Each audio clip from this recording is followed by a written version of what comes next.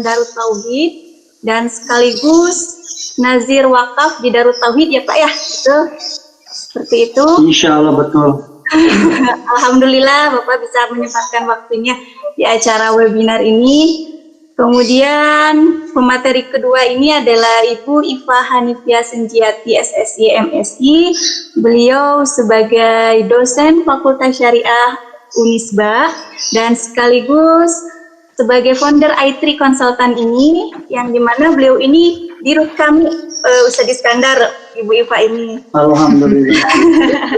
Alhamdulillah. Beliau sebagai doktor ilmu akuntansi di Universitas Pajajaran, doakan untuk beliau, semoga beliau dapat cepat selesai sekolah dokternya. Amin, amin. Amin, Ya, amin. di acara webinar tentang stabilitas keuangan pesantren melalui pemberdayaan aset wakaf ini memang sangat fenomena. Wakaf ini sangat fenomena, maka sering banyak masyarakat yang mulai paham manfaat dan kelebihannya dari wakaf ini. Karena wakaf ini merupakan salah satu lembaga keuangan yang dimana sekarang ini sudah saking maraknya banyak orang yang investasi di wakaf ini. Untuk selanjutnya, wakaf atau stabilitas keuangan pesantren ini melalui pemberdayaan aset wakaf ini akan dikupas tuntas oleh pemateri yang sangat luar biasa, yang dimana yang pertama akan disampaikan oleh Ustadz Iskandar, dan yang sesi kedua ini akan disampaikan oleh Ibu Iva Hanifia. Dan untuk Ustadz Iskandar dan Ibu Iva Hanifia itu masing-masing kami beri waktu 10 menit. Dan untuk teman-teman semua yang akan menanyakan pertanyaan tentang hal ini, silahkan diisi di kolom komentar, maka nanti akan kami sampaikan pertanyaan tersebut, dan bakal ada, mungkin ada yang pengen langsung video konferensi Ustadz atau Ibu, mangga kami persilahkan. Untuk selanjutnya langsung saja kami serahkan kepada pemateri pertama, yaitu Ustadz Iskandar. Kepada beliau kami persilahkan. Ya, bismillahirrahmanirrahim. Assalamualaikum warahmatullahi wabarakatuh. Alhamdulillah saya diberi kesempatan oleh Bu Iva ya untuk berdiskusi atau sharing tentang pengalaman mengelola wakaf di Darut Tauhid ya, dengan judul stabilisasi keuangan pesantren melalui pemberdayaan aset wakaf. Karena kalau wakaf itu dikelola dengan baik, maka wakaf itu akan menjadi alat stabilisasi keuangan pesantren. Tidak sedikit beberapa negara yang mengelola wakafnya dengan baik, negara itu bisa membiayai program-program dakwahnya, program sekolah, program ekonomi, program pemberdayaan. Memang wakaf ini kalau dikelola dengan baik sangat memberikan kontribusi bagi stabilisasi keuangan negara. Nah, saya akan mengambil case tadi, kasus di Darut Tauhid ya, bahwa wakaf di Darut Tauhid ini betul-betul menjadi bagian untuk memenuhi kebutuhan keuangan pesantren Darut Tauhid. Jadi saya ambil judulnya adalah Dari Wakaf Masjid untuk Indonesia Rahmatan lil Alamin. Jadi Darut Tauhid ini wakaf itu berawal dari masjid.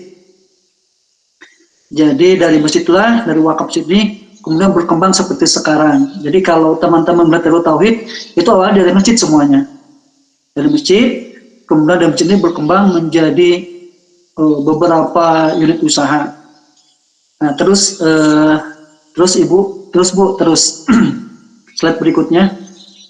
Nah, sebelumnya Bu, wakaf di DT ini slogannya adalah makmur dan produktif. Kenapa makmur dan produktif? Karena wakaf ini memang harus makmur, harus banyak kegiatan. Kenapa? Karena akan menjadi pahala bagi orang yang berwakaf. Jadi semakin makmur tanah wakaf ini, maka semakin banyaklah pahala yang mengalir kepada yang berwakaf atau muwakif. Nah, kenapa di Darut Tauhid ini wakafnya tumbuh? Karena alhamdulillah para muwakif atau para pewakaf melihat bagaimana kegiatan Darut Tauhid makmur, banyak kegiatannya. Nah, bagi pencipta wakaf ini akan memperoleh manfaat sangat luar biasa. Semakin makmur wakaf itu, maka semakin pahalanya mengalir kepada pewakaf atau muwakif. Sehingga ya tidak heran penerimaan wakaf di Darut Tauhid semakin lama semakin tumbuh. Karena memang bagi pencipta wakaf ini sangat tertarik dengan program-program Darut Tauhid. Selain makmur adalah produktif. Kenapa produktif? Karena untuk sustainable atau keberlangsungan wakaf. Jangan sampai wakaf itu hilang.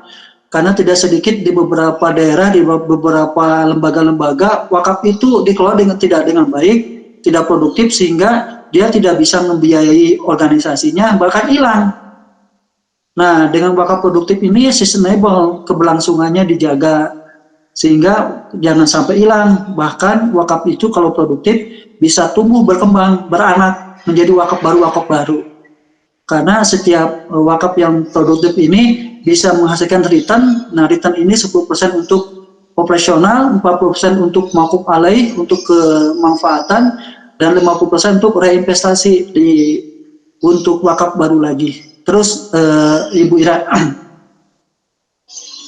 slide berikutnya Ibu Ira.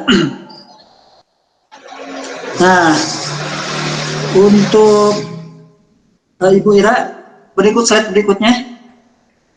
Nah, sebelum kita masuk ke materi stabilisasi keuangan pesantren, saya mau menyampaikan dulu tentang sejarah ya, sejarah wakaf di Darut Tauhid. Terus Bu Ira.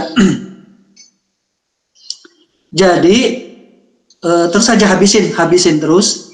Nah, stop ya. Jadi Darut Tauhid ini awalnya tahun 80 sekian berawal dari rumah Agim. Dulu Agim mendapatkan karunia dari Allah, sehingga beliau dapat amanah dari Allah untuk mendapatkan ilmu tentang ilmu hati. Beliau mengadakan pengajian dulu di rumahnya di KPAD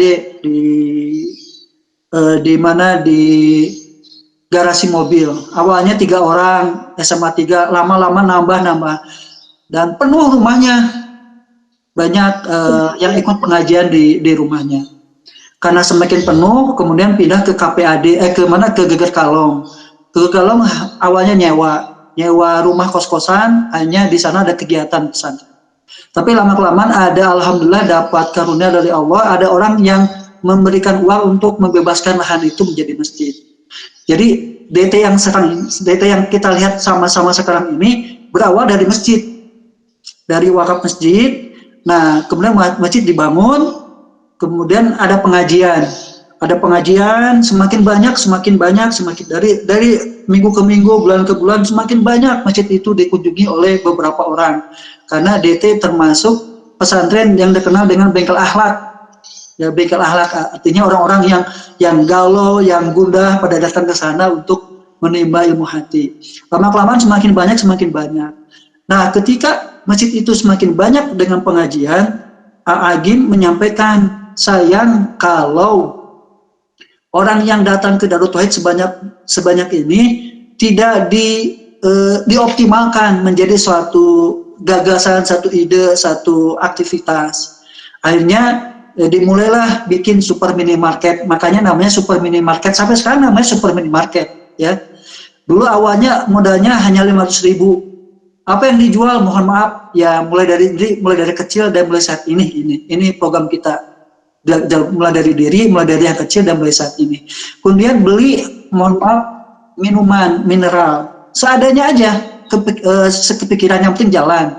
Terus beli namanya underwear, di Pasar Baru dijual di sana, asal jalan lagi. Alhamdulillah sekarang sudah omsetnya tuh per bulan 1,1, bahkan sekarang udah 1,5 miliar.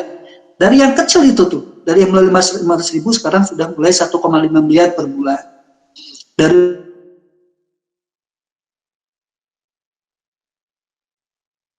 kajian akhirnya belanja di super money market dulu, akhirnya alhamdulillah nambah produknya menjadi aksesoris muslim ya, contoh gantungan, terus kaos-kaos muslim, stiker, yang gitu-gitulah yang aksesoris muslim.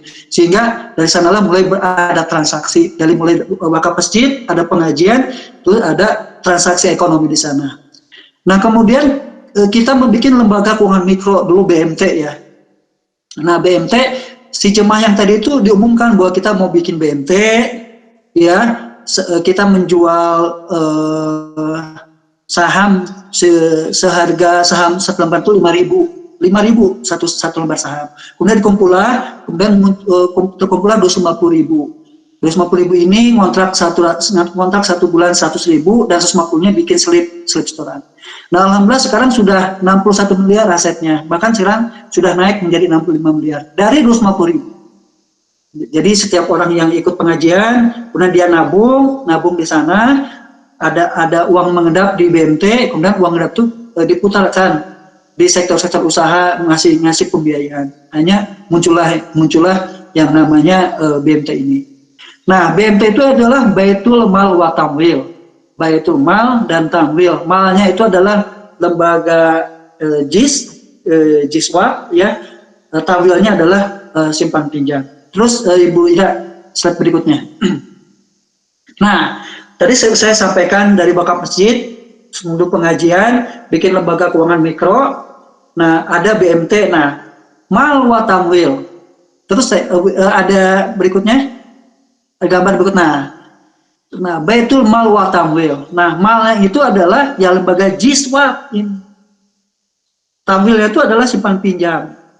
Nah, jadi bagi rekan-rekan yang mau bikin lembaga wakaf, memang berawal dari BMT dulu, Baitul Mal ini.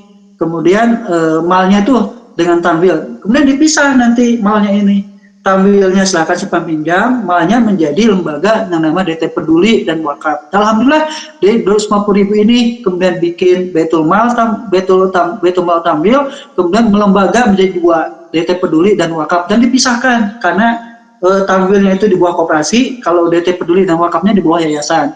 Alhamdulillah tahun kemarin kita mengumpulkan dana JIS itu 131 miliar. Ya, 131 miliar, 26 cabang. Dari hal yang kecil awalnya. Kemudian kita wakaf, alhamdulillah muncul lembaga wakaf, aset wakaf kita udah 265 miliar, dan hasil dari lembaga wakaf ini kita membeli aset-aset, dan aset ini buat beli perkantoran, disewakan, bikin supermarket disewakan, penginapan disewakan, kos-kos, sehingga alhamdulillah dari return aset wakaf ini kita terkumpul sebulannya 700 juta per bulan. Ya, ini dari hal yang kecil ya. Inilah sejarah bagaimana lembaga wakaf ini mulai. Nah awalnya cuman ini, berkunjung ke Surabaya, lihat pengelolaan lembaga JIS bagus di DSF kalau salah. Kemudian kembali membuat lembaga yang kecil mulai dari Kencleng, terus lama-kelamaan Lasda, lembaga zakat daerah, menjadi Lasnas. Nah wakaf juga awalnya di bawah DT Peduli, karena dulu wakaf ini kan tidak punya amil, akhirnya awalnya dibiayai oleh zakat infak sedekah dulu, operasionalnya sama sedekah di awalnya, di operasionalnya dibiayai oleh sedekah. Lama kelamaan ketika punya aset, kemudian dia lepas, kemudian asetnya betul-betul dikelola dengan baik, akhirnya menghasilkan sehingga uang yang return dari aset wakaf ini sudah bisa membiayai diri sendiri, karena wakaf tidak ada amilnya, tapi dari hasilnya. Kemudian terus Bu Ira, slide berikutnya.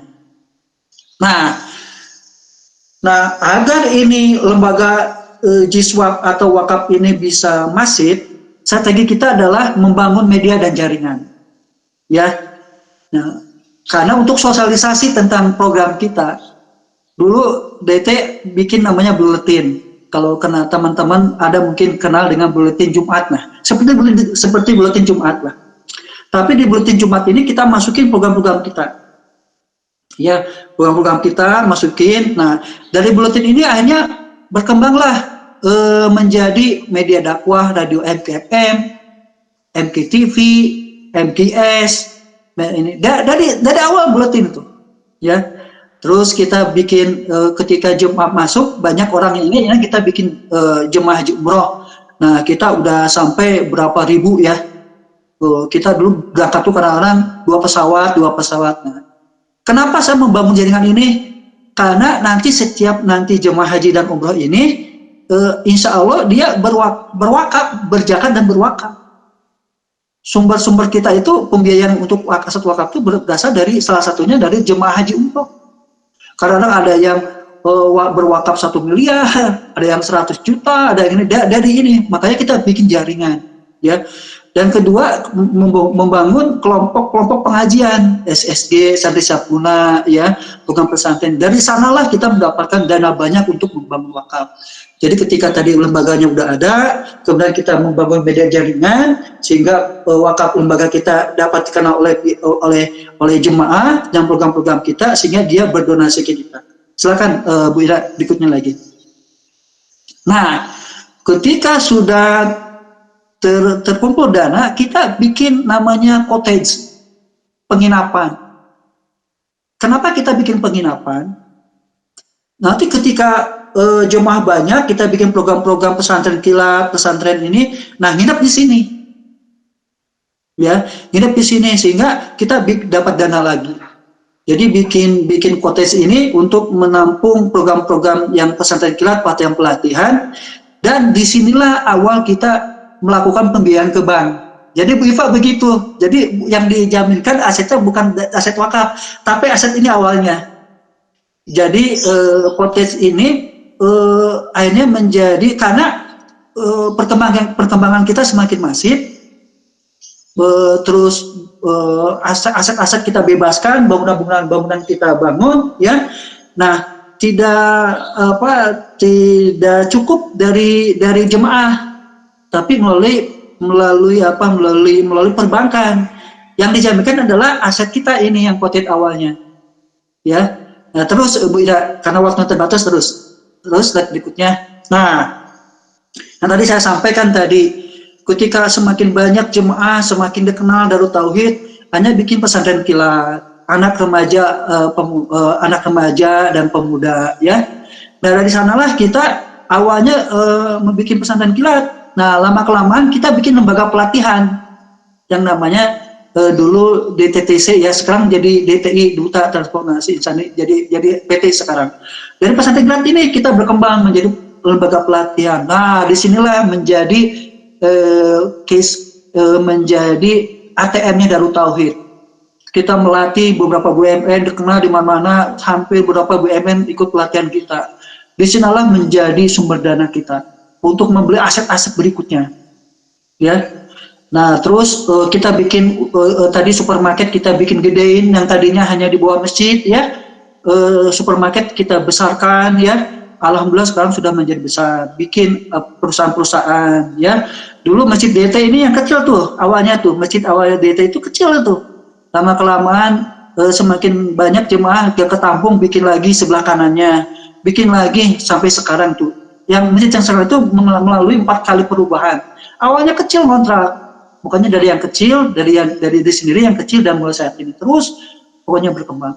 Hingga muncullah beberapa unit usaha. Terus Bu Ida. Nah, akhirnya berkembang banyak usaha-usaha. Nah, akhirnya kita petakan, ya. Dari wakaf masjid, kemudian ada pengajian, banyak aktivitas, semakin banyak aktivitas, kemudian kita mengelompokkan mana yang sifatnya dakwah pendidikan sosial masuk yayasan, ya. Maka di sini ada wakaf, ada dari peduli, ada sekolah, ada SSG, dan yang sifatnya dakwah pendidikan sosial. Dan mana yang sifatnya ekonomi kita masukin ke dalam koperasi, ya. Di sini ada DTMais, ada Darujana, atas IT, SMM, ya.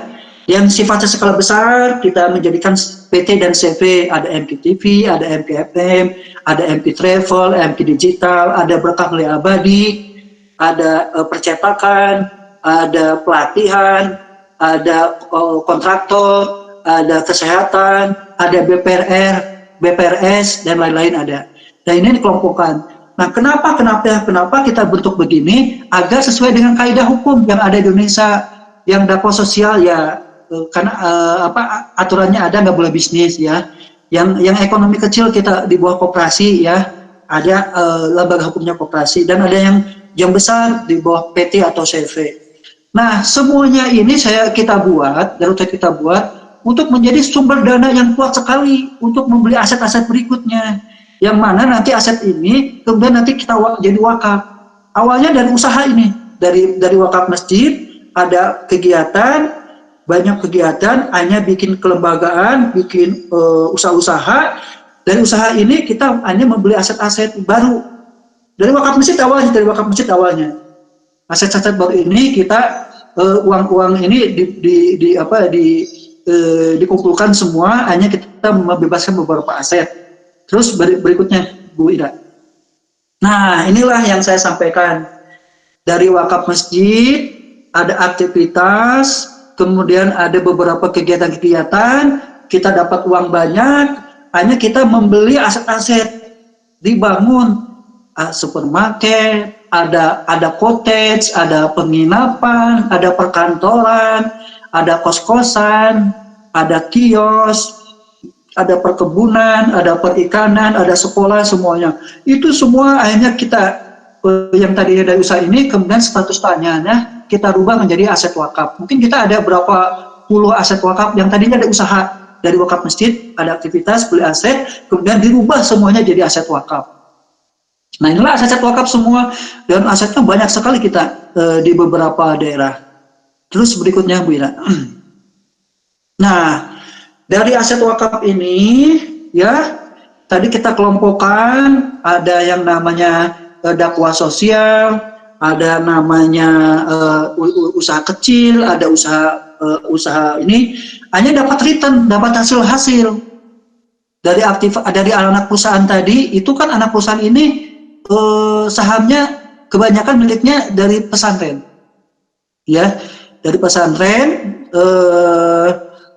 Kita dapat uang, kemudian kita bikin PT-PT yang tadi saya sampaikan tadi, PT yang di atas sebelumnya. Nah, kita naruh saham di sana, dan kebanyakan mayoritas sahamnya ya di DTI, karena itu awalnya dari kita semuanya, dari masjid awalnya, karena masalah hukum lah hanya dibuat kelembagaan, tapi kita di sana punya saham, hanya bikin beberapa perusahaan. Dari sanalah kita alhamdulillah dapat laba 7,5 miliar. Cuman dividen buatnya siapa pemilik sahamnya?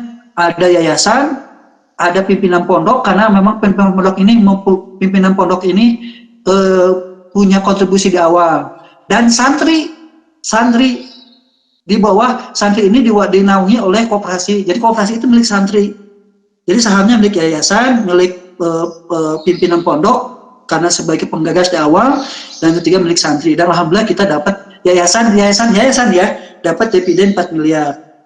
Sebagiannya dibagi ke santri ya, terus ke perorangan, ke pimpinan pondok. Dan kedua adalah optimasi aset yang tadi, yang kita dikontrakin, disewain ya, bikin kos-kosan, perkantoran disewakan, dan juga kita aset wakaf ini kita invest di usaha-usaha, di perusahaan garment.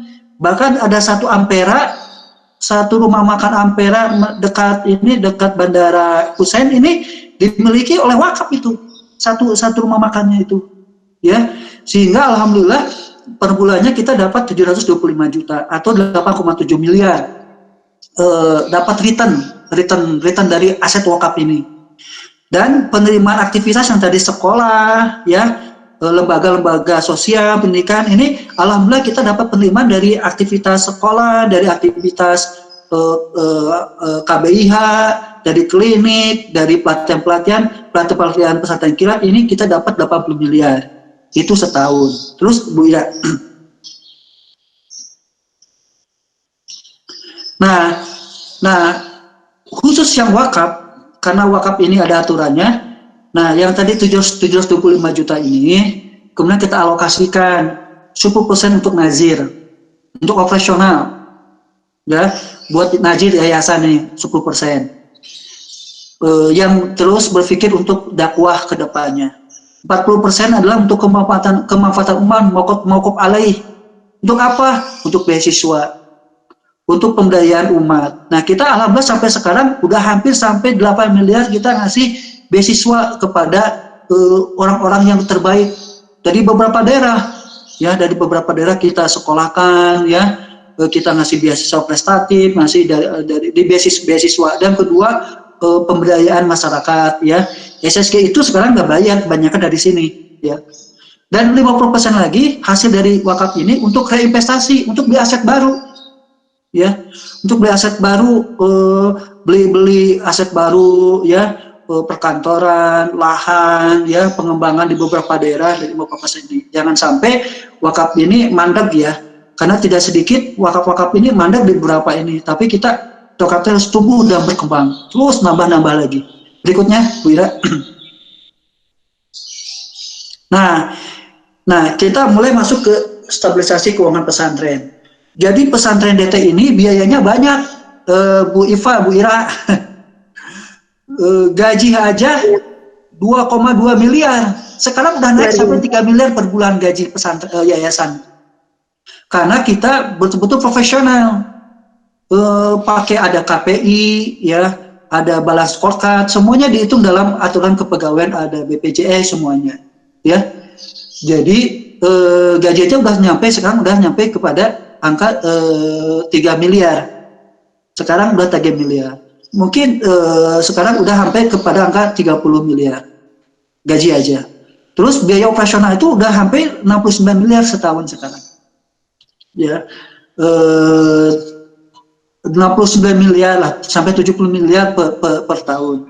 Terus program-program 6,25 miliar per bulan, 75 miliar setahun, ya. Terus 12 miliar per bulan penerimaan rata-rata yayasan. Jadi ini betul-betul, nah, biaya ini untuk apa? Untuk dakwah. Ya, untuk dakwah semua. Nah, ini dari mana sumber-sumber dananya adalah yang tadi saya sampaikan 3 di atas tadi, dari optimasi wakaf, dari aktivitas, terus dari dividen anak-anak perusahaan. Jadi wakaf ini menjadi salah satu komponen untuk apa? Untuk memenuhi keuangan pesantren Darut Tauhid. Nah, apa yang namanya stabilisasi keuangan pesantren adalah satu kondisi di mana mekanisme ekonomi pesantren berjalan dengan baik dalam hal alokasi dana dan pengelolaan risiko produksi serta baik dan mendukung pertumbuhan ekonomi pesantren, atau bisa juga diartikan terhindar dari krisis moneter. Jadi yang namanya stabilisasi keuangan pesantren adalah satu kondisi di mana ada mekanisme ekonomi di pesantren, ada mekanismenya. Jadi mekanisme ekonomi pesantren ini berjalan dengan baik dalam hal alokasi dana, dari mana dananya untuk supaya ekonomi itu berjalan, dan pengelolaan risiko berfungsi dengan baik, ada manajemen risiko, dan mendukung pertumbuhan ekonomi pesantren, maka terus tumbuh berkembang. Tadilah hasil dari wakaf inilah untuk menunjang atau bagian untuk betul-betul alokasi dana untuk membiayai pertumbuhan ekonomi pesantren Darut Tauhid. Sehingga alhamdulillah sampai kemarin ini, ya alhamdulillah kita tidak terkena krisis moneter, ya, walaupun tujuh ada krisis moneter, kita alhamdulillah tidak teribas, alhamdulillah berjalan. Nah, cuma COVID sekarang ini yang memang menjadi berat bagi semua pihak. Terus Bu Ira. Nah, ini sumber pembiayaan pesantren, ya. Jadi penerima aktivitas rata-rata 80 miliar setahun, dividen anak perusahaan kita yayasan dapat 4 miliar, dan dari operasi wakaf dapat 87 miliar. Nah, inilah alokasi dana untuk menguatkan sisi alokasi dana untuk pertumbuhan ekonomi pesantren. Sehingga jelas-jelaslah bahwa wakaf ini kalau dikelola dengan baik bisa menjadi alat stabilisasi keuangan pesantren. Ini buktinya ada, gitu. Ya, ini buktinya ada bahwa kalau dikelola dengan baik menghasilkan return, ya, dan uang ini bisa betul-betul menjadi komponen stabilisasi keuangan pesantren. Karena tidak sedikit Bu Ira dan Bu Iva, tidak sedikit ada beberapa pesantren yang memang betul-betul waktu saya diundang oleh OPPO, ya, One Product One Pesantren, untuk menjadi pembicara di sana, menghadirkan beberapa ratus pesantren, ya, ke Darut Tauhid. Nah, kebanyakan betul-betul pesantren ini alokasi pembiayaannya sangat sangat minim. Ya, penggajiannya tidak kurang standar ya untuk membiayainya karena mengandalkan dari sumber-sumber JIS dan usaha-usaha kecil lainnya. Jadi wakaf-wakafnya itu kebanyakan wakaf-wakaf yang sifatnya charity, masjid ya, pesantren, terus kuburan gitu ya, tidak berorientasi kepada wakaf-wakaf yang sifatnya wakaf komersil. Ya, jadi dari 4 miliar meter persegi wakaf di Indonesia menurut data dari Kemenak dan dari BI, Bu Iva juga mengetahui hanya 10% bisa dipakai untuk wakaf yang sifatnya produktif. Yang lainnya terbengkalai. Ya. Ya, jadi alhamdulillah dengan adanya wakaf produktif ini betul-betul bisa menjadi alat basi keuangan pesantren sehingga pesantren itu tumbuh. Karena pertumbuhan pesantren ini dibutuhkan dana juga untuk membiayainya. Dia profesional, ada hitung-hitungannya, ya berbasis balance scorecard, ya ada KPI-nya, gitu ya, keuangan gaji sesuai dengan aturan-aturan UMR, UMK, ya ada BPJS, sehingga betul-betul orang yang mengelola di pesantren ini betul-betul dihargai dengan profesional. Nah, ini bisa berjalan, bisa berlaku apabila ada sumbernya. Nah, dari sinilah sumber dari organisasi wakaf. Berikutnya. Nah, ini. Nah, setelah tadi ada model contoh, Bu Iva, Bu Ira, DDT menjadi contoh wakaf itu, maka dibentuk namanya kawasan wakaf terpadu. Ada dakwah sosialnya diwakili oleh masjid dan tahfiz Quran. Ada pendidikannya, ada formal dan informal. Ada penginapannya, ada ekonominya, penginapan. Nah, inilah menjadi satu produk namanya kawasan wakaf terpadu Darut Tauhid yang nanti akan di-cloning di beberapa provinsi. Jadi kita menamakan ada satu, jadi tadinya tercerai, tidak terintegrasi, maka kita namanya kawasan wakaf terpadu Darut Tauhid. Ada dakwah sosial, pendidikan formal, informal, ekonomi, perikanan. Seperti sebelumnya, ketika DT berdiri kan dibangun masjid dulu, wakaf masjid dulu. Kemudian ada aktivitas, kemudian kita bangun pendidikan formal informal, nah kemudian kita kembangkan ekonomi, sehingga nah kawasan wakaf terpadu ini yang akan nanti kita cloning di beberapa daerah. Jadi brandnya pengembangan wakaf memberikan kebaikan ke seluruh negeri. Ya, terus Ibu Ira dan Ibu Iva. Nah disinilah DT mengembangkan dua nilai sih, tauhid yaitu al-akhlaqul karimah. Tauhid ini yang harus bagus. Ketauhidan ini merupakan landasan utama, karena dengan tauhid yang baik, insya Allah akan menolong, menuntun, sehingga betul-betul kita melakukan aktivitas dituntun dan dibimbing oleh Allah SWT, sehingga muncul al-akhlaqul karimah. Dan kedua, tidak hanya cukup di tauhid aja, tapi kita punya kewajiban rahmatan lil alamin, memberikan manfaat kepada banyak orang. Jangan sampai DT yang dikaruniai Allah sekarang udah baik, harus jangan sendiri, tapi harus memberikan manfaat banyak orang. Terus, nah pengembangan kawasan wakaf terpadu ini ya ada di dalam negeri dan ada di luar negeri. Di dalam negeri kita ada di 26 provinsi. Kita punya lembaga JIS, Jakarta DT Peduli. DT Peduli ini ada di 26 provinsi dan alhamdulillah. Nah, inilah menjadi pasukan infanteri kita. Kita kembangkan di beberapa provinsi, kemudian nanti ada di cabang, ada yang berwakaf. Nah, mulai nanti wakaf DT masuk ke sana. Yang sekarang 26 provinsi udah ada JIS. Nah, yang ada wakafnya, yang ada kawatnya, kawasan wakaf terpadunya ada Bandung Barat, Bandung Barat, Jakarta, Tangerang, Batam, Lubuk Linggau, Kuningan, dan nanti diikuti dengan provinsi lain seiring dengan berjalan, karena harus ada masjid, ada sekolah, ada pendidikan, ada ekonomi, yang lainnya udah ada, cuma belum terintegrasi.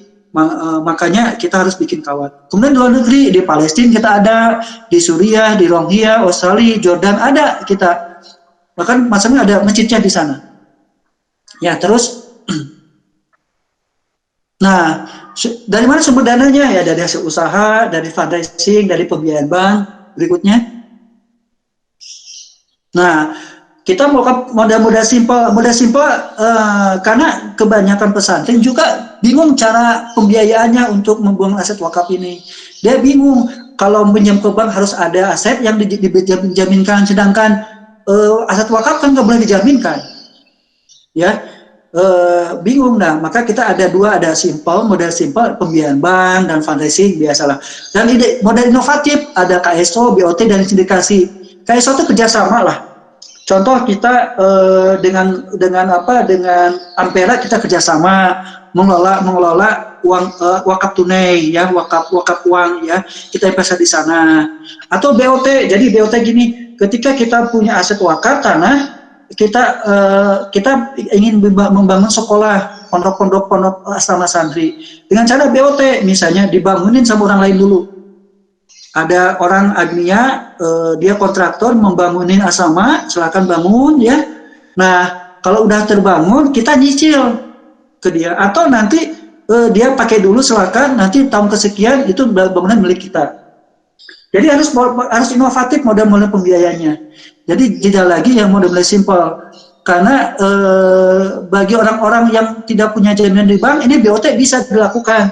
Contohnya gini ya tadi, membangun asrama, membangun aset bisnis ya, kemudian aset wakaf, tanahnya tanah wakaf.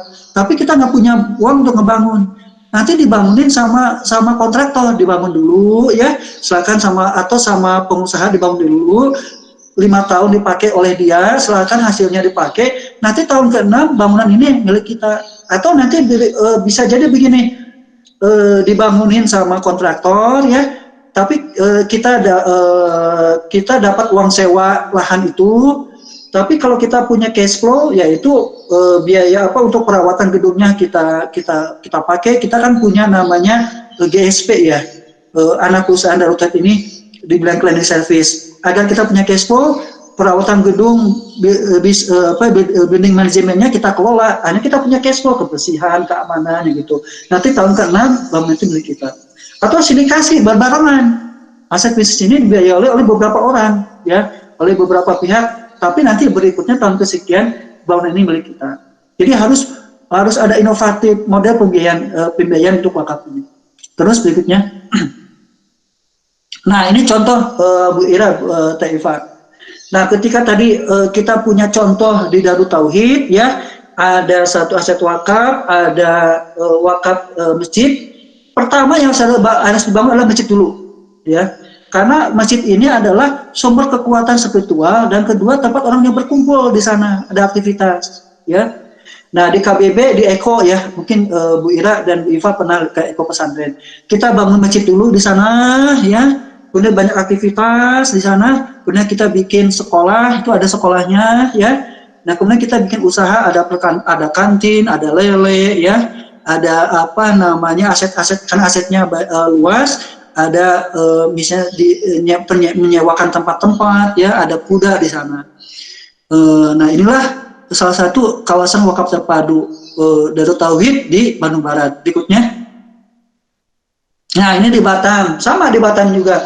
Dibangun masjid dulu sekarang, bangun masjid, sekarang sudah bisa dipakai walaupun belum selesai, bikin sekolah, bikin usaha di sana gitu ya. Nah, terus berikutnya. Nah, ini wakaf masjid. Nah, ini juga di Lubuk Linggau ada, di Batam ada, di Tangerang ada, di Jakarta ada. Begitu, masjid dibangun, ada sekolah formal, informalnya, kemudian ada ekonomi. Nah, kita akan meluaskan nih, di Jakarta ini ada tuh yang putih di Jakarta. Sama di Jakarta juga masjid dulu ada aktivitas, bikin usaha, bikin kegiatan sekolah. Nah, di Batam juga, di Lubuk Linggau juga, terus di sini kita punya masjid di mana, di Palestina gitu. Di Palestina juga kita bikin masjid, ada aktivitas kegiatan, di sana ada tahfiz Quran, ada dakwah di sana, terus nanti dibikin usaha, ada usaha roti di sana. Terus kedua di PET. Nah, di PET ini memang karena aturannya ketat, kita baru bangun masjid dan ada aktivitas. Sekarang sudah ada yang berwakaf dan ini ya. Cuman untuk bikin sekolah dan bikin usaha ini memerlukan waktu lah. Karena di usaha ini ketat persyaratannya sehingga kita bertahap dan berjenjang. Berikutnya. Nah, ini kalau dimunculin ada nggak Bu Ira filmnya di YouTube? Diklik lah. Nah, ini Ustaz. Ya, nah bisa ini coba. Nah ini salah satu kawasan wakaf terpadu Darut Tauhid di Bandung Barat nih. Ya, di Bandung kita sebelah kanan ada masjid. Nah nanti lihat coba. Nah ini salah satu salah satu aset kita ya, kawasan wakaf terpadu Darut Tauhid Bandung Barat.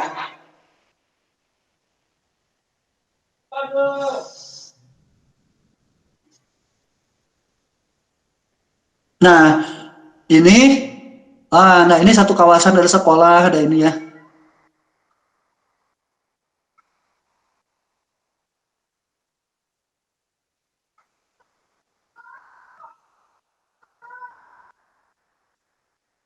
Nah ini masjid dulu yang dibangun ya, masjid, kemudian asrama, sekolah, kelas. Ini tuh yang di mana Ustaz? Yang di Bandung Barat. Bandung Barat. KBP Eko Pesantren. Oh, Eko Pesantren. Oh, ini dari atas seperti ini ya Ustaz ya? Ya, Eko Pesantren ini kan masjid dulu bangun. Nah, begitulah karena waktunya ini udah habis ya. Inilah contoh lah. Jadi intinya kesimpulannya bahwa wakaf kalau dikelola dengan baik ya bisa menghasilkan, insya Allah hasilnya bisa menjadi alat stabilisasi keuangan pesantren sehingga pesantren bisa bertumbuh dan berkembang. Nah salah satunya disupport oleh sumber dana dari pemberdayaan aset-aset wakaf. Begitu mungkin Bu Ira dan Bu Iva. Jazakumullah khairan kasih Ustaz, sungguh luar biasa dari wakaf Darut Tauhid ini ya. Pasti ini peran pentingnya ini ada di sumber daya manusianya ya Ustaz ya, yang baik dan baik sehingga bisa berkembang terus wakafnya sampai adanya sekolah Eko Darut Tauhid yang sangat luar biasa Ustaz ya, menghasilkan dari yang dasarnya itu hanya masjid saja pada awalnya.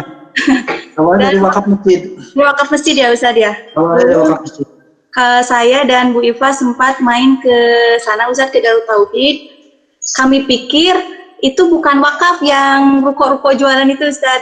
Ternyata itu juga wakaf ya Ustaz ya? Wakaf, itu wakaf. Oh, jadi nanti bayar sewa ke bagian lembaga wakaf seperti itu mungkin ya? Ya, satu kiosnya 2x2 harganya 25 juta. Oh, tuh Bu Iva bisa mau ikut jualan di DP mangga atau 25 juta.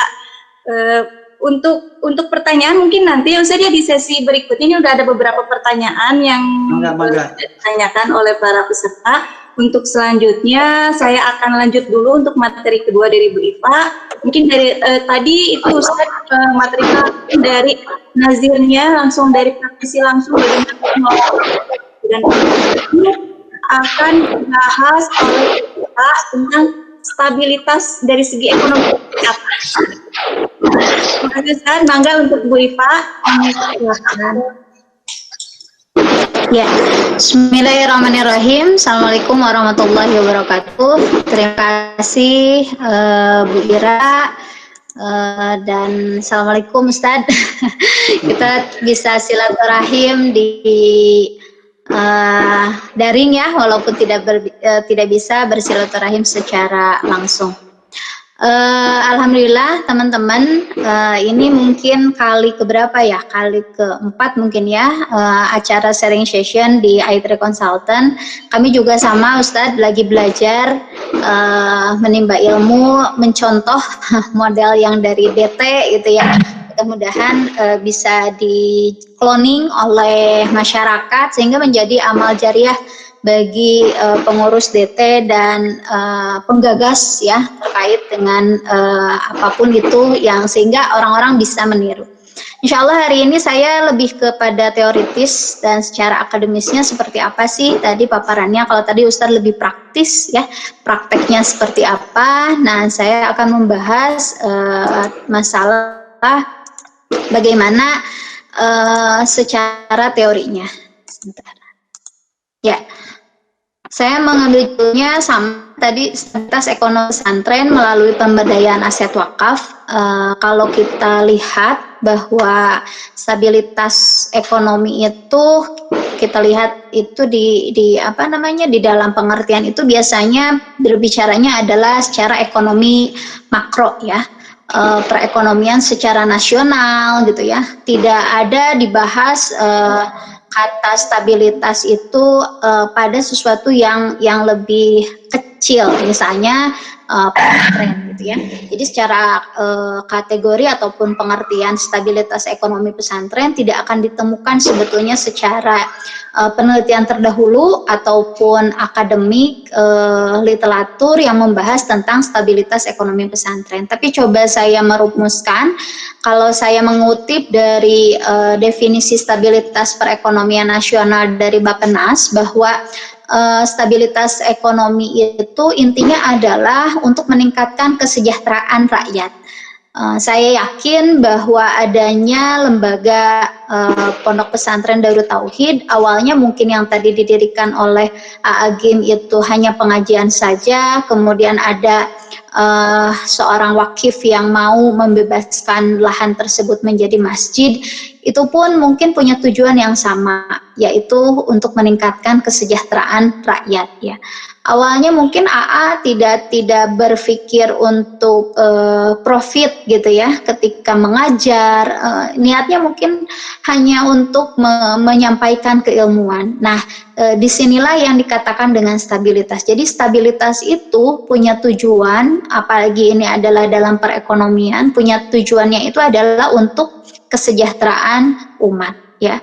Nah, kalau misalnya kesejahteraan umat itu bagaimana cara mencapainya? Yaitu dengan pertumbuhan yang tinggi serta peningkatan kualitas pertumbuhan.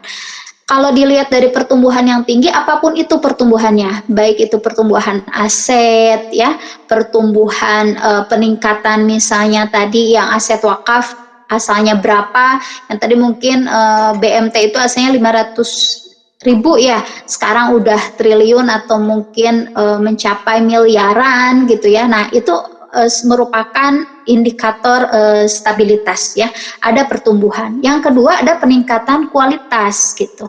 Kalau dulu misalnya pembahasannya atau misalnya nazirnya belum memiliki kompetensi yang baik, nah hari ini dengan aset yang begitu banyak, saya yakin, dan tadi pun dibahas pula, disinggung oleh Bu Ira, bahwa saya yakin ini kualitas SDM-nya, kualitas pengelola, kualitas nazirnya yang luar biasa, mumpuni dengan kompetensinya masing-masing. Jadi artinya bahwa stabilitas ekonomi ini akan mewujudkan ya, tujuannya itu untuk mencapai kesejahteraan. Indikatornya adalah dengan adanya pertumbuhan apapun itu, dari aset misalnya atau pendapatan dan lain sebagainya, dan ada peningkatan kualitas.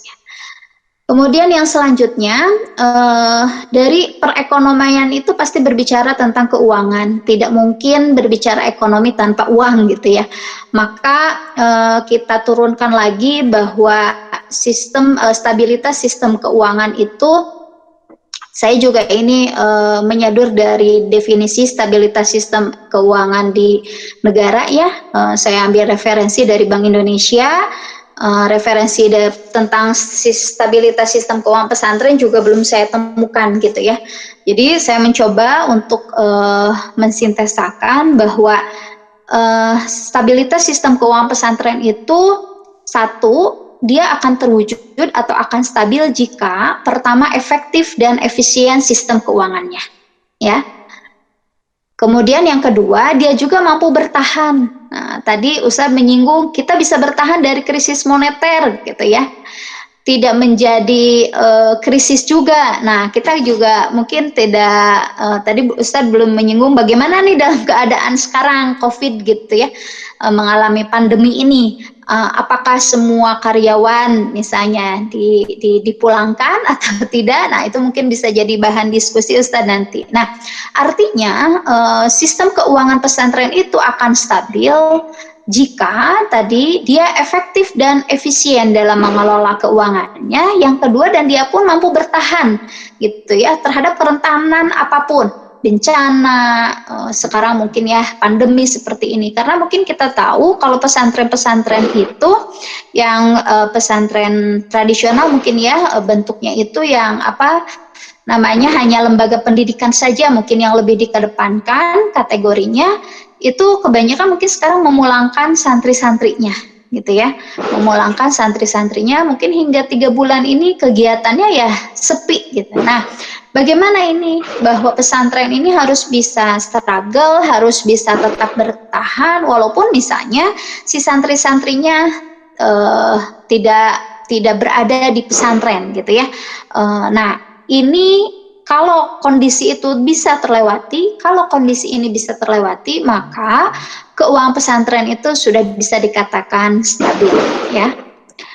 Kemudian apa saja sih sistem keuangan pesantren? Nah, kalau kita saya sadur dari Bank Indonesia, syarat yang pertama adalah ada lembaganya. Nah, saya sintesakan di sini ada lembaga pesantrennya ya. Pesantren mungkin kalau di Indonesia itu disebut dengan lembaga pendidikan gitu ya, pesantren ini. Yang selanjutnya ada infrastruktur keuangannya. Makanya tadi di Darut Tauhid itu karena ada pengajian mungkin itu menjadi lembaga pesantrennya, kemudian ada transaksi bisnis gitu ya, ada transaksi keuangan, maka muncullah misalnya ruko-ruko, pedagang-pedagang kecil mungkin gitu ya, dan muncullah di sana ada lembaga keuangan BMT-nya. Nah, itu adalah infrastruktur keuangan. Artinya bahwa infrastruktur keuangan ini ketika ada transaksi atau kegiatan yang berlangsung di pesantren, maka sebetulnya sistem infrastrukturnya harus sudah dipersiapkan. Salah satunya adalah lembaga keuangan pesantren ya. BMT bisa, koperasi syariahnya juga bisa, misalnya tadi ada, bahkan kalau di Darut Tauhid luar biasa, sudah ada BPRS-nya gitu ya. Nah, itu yang menjadi infrastruktur keuangan pesantren. Kemudian, bahwa sistem keuangan pesantren itu untuk menopang tadi stabilitas harus punya perusahaan. Nah, saya lagi-lagi mencontohkan, tidak salah ini kepada wakaf Darut Tauhid ya, di Pondok Pesantren Darut Tauhid ini, perusahaannya sudah ada ya, PT-nya gitu. Jadi yang menopang kegiatan nanti kelembagaan itu ya perusahaan gitu ya. Dengan berbagai macam tadi kalau saya lihat di slide-nya itu usaha yang dilakukan oleh Darut Tauhid. Dan yang ketiga, kegiatan rumah tangga pesantren. Artinya kegiatan rumah tangga itu apa? Operasional lah ya. Operasional ke pesantren juga terpenuhi. Nah, ini luar biasa, gajinya sampai 3M per bulan ya Ustaz. Ini sangat-sangat luar biasa, artinya bahwa profesionalisme tetap dikedepankan, tidak menjadi karena keuangan pesantren jadi tidak dibayar atau bahkan tidak digaji gitu ya. Nah, ini menjadi penyemangat bagi para individu-individu yang mengelola di pesantren Darut Tauhid untuk terus mengembangkan pesantren. Jadi loyalitasnya itu akan tetap ada. Nah, ini menurut referensi dari Bank Indonesia ya, saya sintesakan menjadi seperti ini. Kemudian karena tadi dari judul itu stabilitas ekonomi pesantren melalui pemberdayaan, maka kalau kita lihat pemberdayaan itu kata misalnya adalah, kalau dari bahasa Inggris adalah empower, maka ada dua arti. Yang pertama adalah to give power ya, atau authority, kita memberikan kekuasaan, mengalihkan, mendelegasikan gitu ya, dan to give ability ya, memberi usaha untuk memberi kemampuan. Nah, mungkin saja awalnya Agim atau mungkin pegawai-pegawai di pesantren Darut Tauhid awalnya adalah memberikan kemampuannya, ikhlas gitu ya. Awalnya mungkin seperti itu, saya yakin ya. Awalnya tidak diberikan gaji mungkin secara profesional, tapi dari pemberdayaan ini, pemberdayaan manusianya ini luar biasa hasilnya ya. Adapun pemberdayaan ekonomi, definisinya ada dua, yaitu proses dan tujuan ya. Jadi kita lihat kalau ada suatu istilah pemberdayaan ekonomi, itu biasanya kita bisa melihat dari prosesnya ya. Bagaimana cara memberikan kekuasaan, memperkuat kekuasaan ya. Saya yakin Agim yang itu melakukan inisiasi program ini kalau tidak didukung oleh orang-orang terdekatnya yang AA pun misalnya berani untuk mendelegasikan, nah itu kan terjadilah suatu sistem yang luar biasa sehingga pemberdayaan ekonominya berlangsung gitu ya. Dan pemberdayaan ekonomi ini bisa dilihat dari adalah tujuannya ya.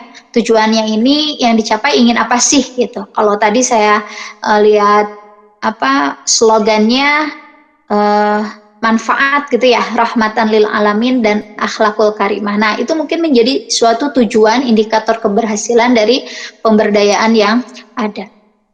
Oke, nah ini saya coba melakukan beberapa literatur dan ternyata saya sudah ada penelitiannya tahun 2008, mungkin ini sudah terlalu lama juga ya, sekitar berapa tahun, 12 tahun ya, 10 tahun lah, 10 tahun sampai 12 tahun ke belakang, ada yang meneliti tentang bagaimana ekonomi pesantren itu dilakukan dan ternyata usaha yang dilakukan untuk menopang ekonomi pesantren itu jenisnya ada 4. Ada agrobisnis terkait dengan pertanian, perikanan, dan perkebunan, ada jasa, ya, kayak tadi mungkin KBIH, percetakan, lazis, BMT, koperasi gitu ya. Ada juga perdagangan seperti retail, pertokoan ya. Kemudian ada industri penjernih air, mebel, mungkin sekarang ada juga selain penjernihan air itu adalah justru menjual air kemasan dan lain sebagainya lah ya.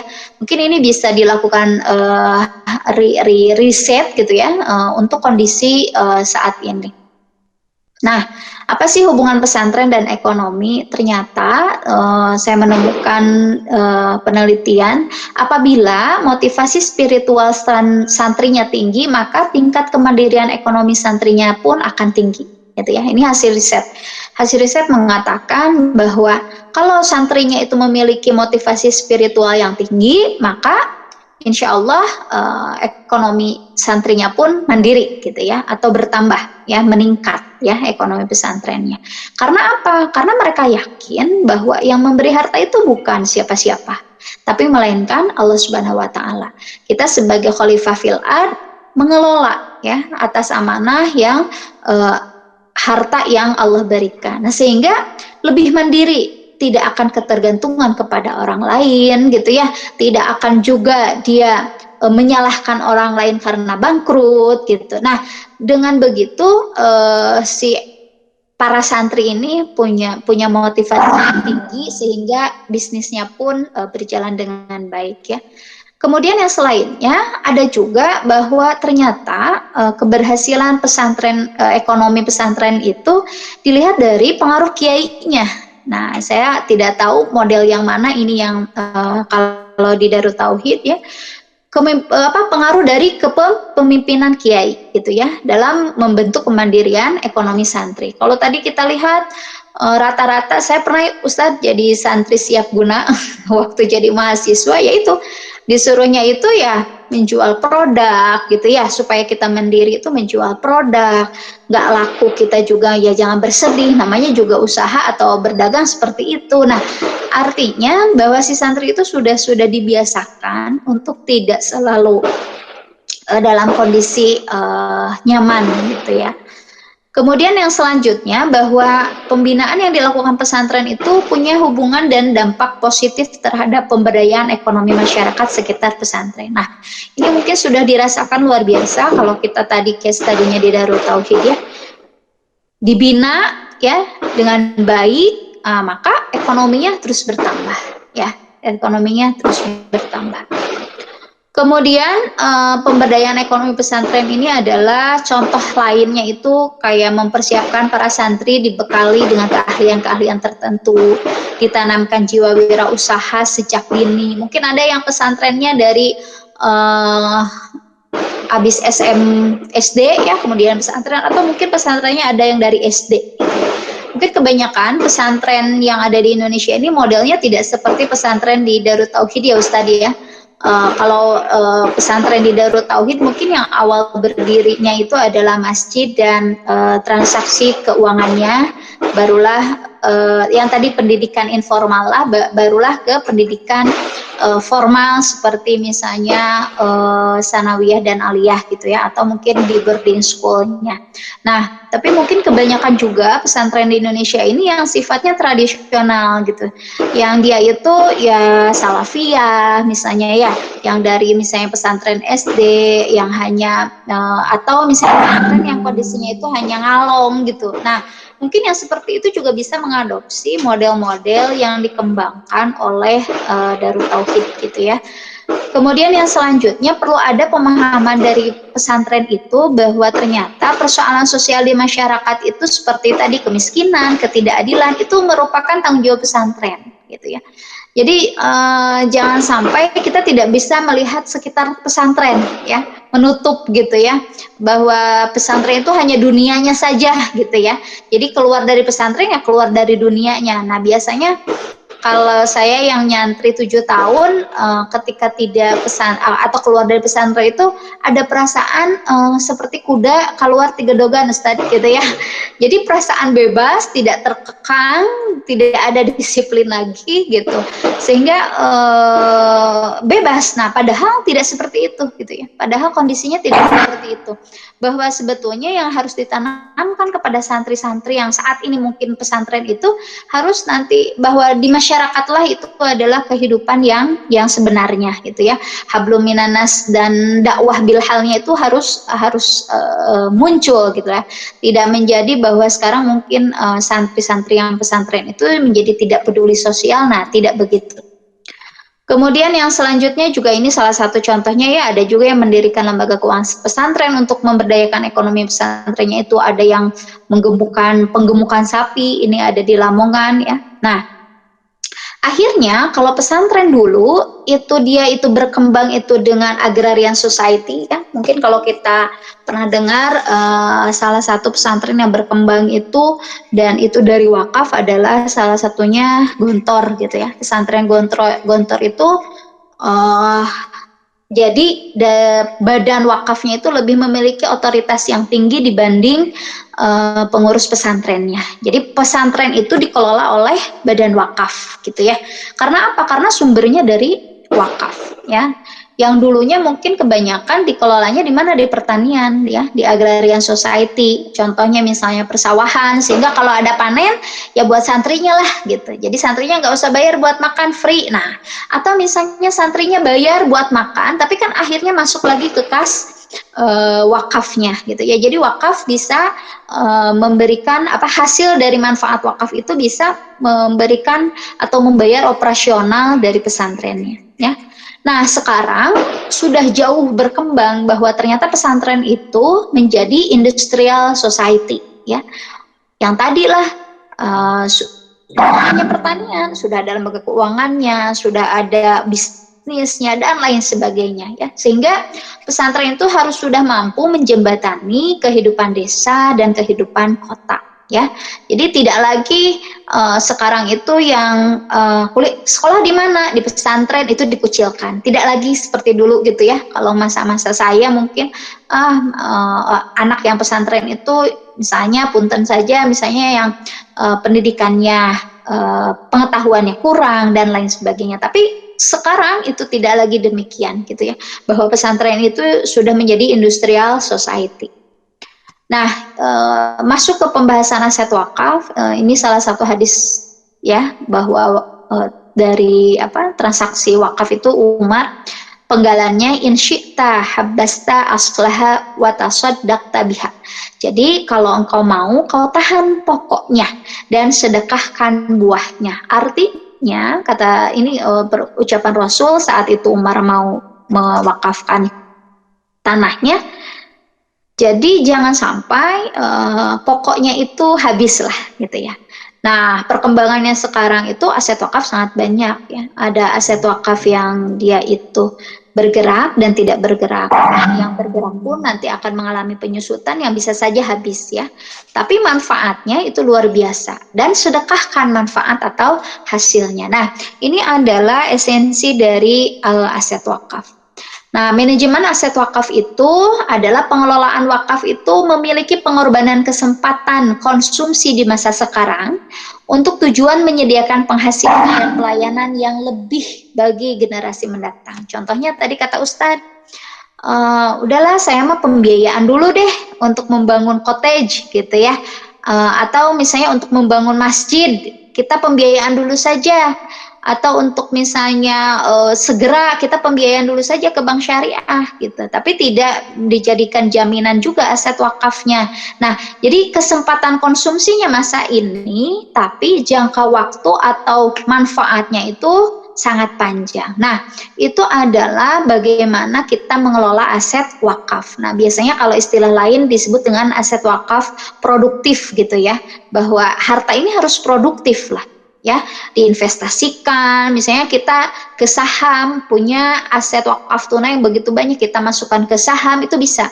Artinya bahwa pengorbanannya, ya artinya pengorbanan itu apa? Pengorbanan itu ada mengeluarkan uangnya itu kita keluarkan saat ini, tapi manfaatnya luar biasa. Hingga mungkin kalau bangunan itu tidak akan habis 10 sampai 20 tahun ya. Itu kalau direnov lebih baik, dirawat. Nah, itu manfaatnya akan lama. Nah, prinsip dari manajemen aset wakaf itu yang pertama ada manajemen aset wakaf penghimpunan, pendaya gunaan, kemudian pendistribusian manfaat, manajemen aset wakaf transfer itu yang tadi Ustadz bicara KSO, BOT, nah itu adalah manajemen aset wakaf transfer ya. Kemudian ada manajemen aset wakaf untuk pihak terkait ya, kerjasama dengan pihak terkait ya, joint finance, misal apapun itu. Dan ada manajemen aset wakaf risiko. Nah, ini adalah prinsip manajemen aset wakaf yang diatur oleh Bank Indonesia bersama Nazir Wakaf di Indonesia. Sehingga manajemen aset wakaf yang bisa dilakukan oleh Nazir itu adalah ada 6 prinsip ini. Nah, kalau kita berbicara aset wakaf, kita sudah tahu lah ya, menurut Undang-Undang Nomor 41 Tahun 2004 bahwa aset wakaf itu merupakan benda yang tahan lama ya, atau manfaat jangka panjang, mempunyai nilai ekonomi. Jadi kalau tidak ada nilai ekonominya menurut syariah, jadi nilai ekonomi menurut syariah itu bisa lihat dari manfaat ya, atau tahan lamanya. Nah, ini jenis-jenis aset wakaf ya, ada di pasal 16, bisa teman-teman lihat, ada aset wakaf bergerak dan ada aset wakaf tidak bergerak. Bahkan kalau teman-teman punya logam mulia, surat berharga atau kendaraan atau haki ya, dan yang haki ini alhamdulillah sudah saya pernah lakukan juga bersama rekan-rekan. Kita mewakafkan hak atas kekayaan intelektual untuk buku akuntansi dan manajemen wakaf. Itu kami sekitar berapa orang ya, lebih dari 10 orang penulisnya, dan kami tidak menerima royalti sedikit pun dari buku tersebut. Nah, semua royaltinya itu kami wakafkan. Nah, itu mungkin bisa diambil dari hak atas kekayaan intelektual ya. Kemudian yang selanjutnya, kalau kita berbicara wakaf dan pesantren ya tadi ya, yang paling lama itu di beberapa penelitian itu berbicara tentang lembaga pendidikan ada di Kudus ya, kemudian ada juga pesantren Darussalam Gontor ya, kemudian ada pesantren Darun Najah ya. Nah, dan ternyata wakaf ini pun menjadi salah satu solusi dalam permasalahan dunia pendidikan di Indonesia ya. Kita tahu Al-Azhar itu full wakaf gitu ya. Jadi kalau di Indonesia sekarang pendidikan mahal, ya mungkin kalau pendidikannya berbasis wakaf semua, insya Allah tidak akan mahal gitu ya pendidikan di Indonesia. Jadi bisa diakses secara free. Nah, ini indikator untuk manajemen aset wakaf. Kalau dari lihat prosesnya, bagaimana kita melakukan proses asetnya itu, apakah dari usaha yang halal ya? Tadi kalau diinventarisir usaha-usahanya itu halal atau tidak. Oke, nah kemudian jadi itu teman-teman. Nah, untuk mengakhiri stabilitas perekonomian pesantren itu kalau saya sintesakan ada seperti ini. Wakafnya kalau kita ambil dari aset wakaf yang kita miliki, maka wakafnya harus kita produktifkan dulu. Kemudian hasil dari aset wakafnya itu, kalau yang sudah produktif, hasilnya harus kita berdayakan lagi menjadi aset wakaf yang lainnya, ya. Dibelikan lagi aset wakaf, akhirnya aset wakafnya tambah banyak, maka tadi ada bisnis, ada dan lain sebagainya, sehingga stabilitas ekonomi pesantrennya bisa stabil dan akan tercapai kesejahteraan umat. Itu saja, terima kasih atas sharingnya, Mangga. Terima kasih juga Ustadz atas sharing hari ini. Saya kembalikan kepada Bu Ira. Silahkan Bu Ira. Jazakumullah khairan katsira Bu Iva dan Ustadz Iskandar.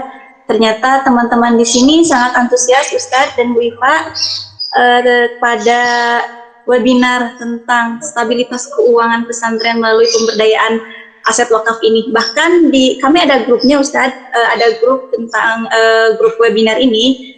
Mereka sangat terinspirasi oleh Darut Tauhid, oleh pesantren Darut Tauhid yang sangat berkembang bagus hingga saat ini. Dan mungkin nanti ada sharing khusus dari teman-teman semua kepada Ustadz. Mohon untuk waktunya Ustadz nanti ya, kalau ada lain waktu, kalau minta lagi sharing untuk Ustadz Iskandar, karena sekarang waktunya sangat terbatas Ustadz, mohon maaf.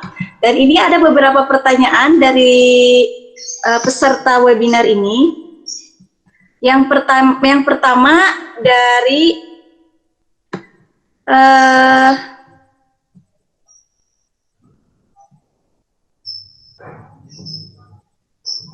Anissa. Sebentar, yang pertama dari Anissa Eka Rahayu. Bismillah, perkenalkan saya Anissa Eka, izin bertanya kepada Bapak dan Ibu, bagaimana cara menangani ketidakstabilan keuangan di masa COVID-19 ini? Karena di masa COVID ini banyak perusahaan atau lembaga lainnya yang mengalami ketidakstabilan dalam keuangan, Pak. Seperti itu Pak, Bu. Mangga, sekian dan terima kasih. Mangga, mau dijawab oleh Bu Iva atau oleh Ustadz Iskandar? Oh, mangga Ustadz Iskandar. Bu Iva dulu aja, saya mau perkenalkan. Ustadz Iskandar ini rekan ya, jadi alhamdulillah luar biasa bisa kenal sama Ustadz ya. Kalau dari tadi teoritis ya, saya memandangnya karena saya backgroundnya adalah akademis, mudah-mudahan bisa belajar dan magang di Darut Tauhid setelah pandemi ini, jadi saya juga tahu bagaimana praktisnya. Sebetulnya untuk menjaga tadi stabilitas keuangan ada dua hal kan tadi ya. Yang pertama adalah efektif dan efisien tidak pengelolaan keuangannya, dan yang kedua adalah tahan nggak terhadap pandemi ya. Kalau dia misalnya dengan ada pandemi ini menjadi punten bangkrut gitu ya, maka sebetulnya itu indikator stabilitas keuangannya itu tidak tercapai. Nah, bagaimana cara mencapainya? Sebetulnya kalau kita lihat dari perusahaan yang kalau pesantren gitu ya, kalau pesantren untuk saat ini sebetulnya untuk menjaga stabilitasnya itu ada di dana sosial ya, wakaf, zakat. Nah, itu adalah untuk menopang karena ada waktu pandemi seperti ini dana-dana sosial lah yang sering kita dengar gitu ya, yang digulirkan, bahkan orang pun diajak untuk lebih memberikan manfaat kepada orang lain. Nah, jadi salah satu instrumen yang bisa menjaga stabilitas keuangan perusahaan adalah dari dana zakat dan wakaf yang terkumpul gitu ya. Jadi kalau di pesantren ada mengumpulkan dana zakat dan dana wakafnya, nah itulah yang kita gunakan untuk operasional pesantrennya gitu ya di masa pandemi ini. Misalnya usahanya sedang tidak jalan, maka mungkin bisa digunakan dari dana-dana sosial gitu.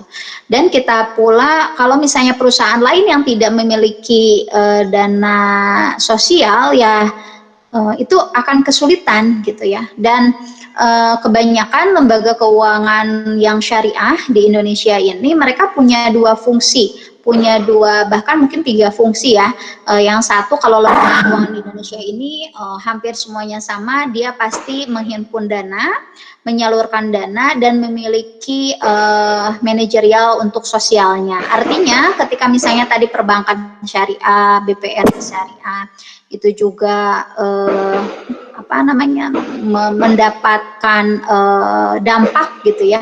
Sebetulnya kalau menurut saya ya, stabilitasnya itu bisa ditopang dari kegiatan, dari dana-dana wakaf dan zakat untuk masa pandemi, karena tidak mungkin, karena itulah kekuatan dari dana-dana sosial ya, dana wakaf dan zakat. Mungkin zakat, infak, sedekah ya. Mungkin itu, mangga ditambahkan kan Ustaz?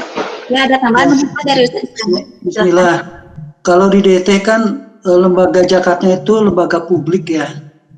Jadi tidak sebebas apa yang disampaikan tadi. Karena akuntabilitasnya tetap harus dijaga. Jangan sampai menjadi dipakai untuk internal. Karena dana zakat, infak, sedekah itu adalah dana publik ya, yang harus ditanggungjawabkan lewat akuntabilitasnya.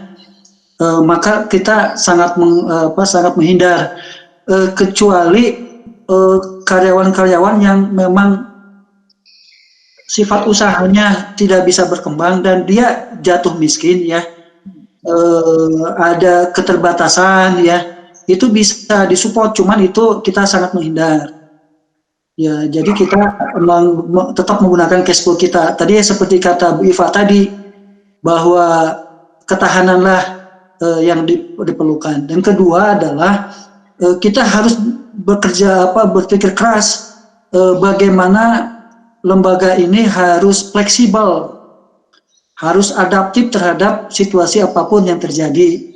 Jadi jangan kaku.